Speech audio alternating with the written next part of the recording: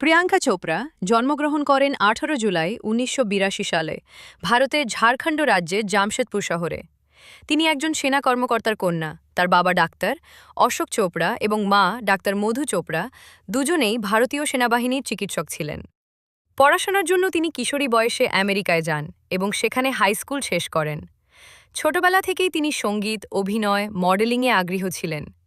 ২০০০ সালে মাত্র ১৮ বছর বয়সে তিনি মিস ওয়ার্ল্ড খেতাব জয় করেন, যা তার জীবনের মোড় ঘুরিয়ে দেয়। এই সাফল্যের পরই তিনি বলিউডে অভিনয়ের সুযোগ পান এবং ২০০২ সালে the hero love story of A spy সিনেমার মাধ্যমে বলিউডে আত্মপ্রকাশ করেন।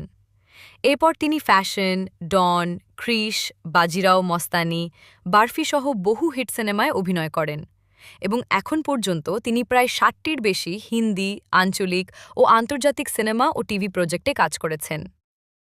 প্রিয়াঙ্কা চোপড়া শুধু বলিউডেই নয়, হলিউডেও নিজের শক্ত অবস্থান তৈরি করেছেন এবং কোয়ান্টিকো সিরিজের মাধ্যমে তিনি আন্তর্জাতিক তারকায় পরিণত হন।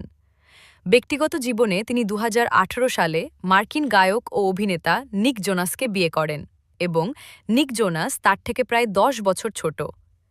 এই বিয়ে নিয়ে শুরুতে অনেক আলোচনা হলেও আজ তারা গ্লোবাল পাওয়ার কাপল হিসেবে পরিচিত। রিপোর্ট অনুযায়ী বর্তমানে প্রিয়াঙ্কা চোপড়া একটি সিনেমার জন্য প্রায় ২০ থেকে ৩০ কোটি টাকা পারিশ্রমিক নেন এবং পাশাপাশি আন্তর্জাতিক ব্র্যান্ড, ওয়েব সিরিজ ও প্রযোজনা থেকেও তিনি বিপুল আয় করেন। সব মিলিয়ে প্রিয়াঙ্কা চোপড়া আজ একজন সফল অভিনেত্রী, প্রযোজক, গ্লোবাল আইকন এবং ভারতীয় নারীদের অনুপ্রেরণার প্রতীক।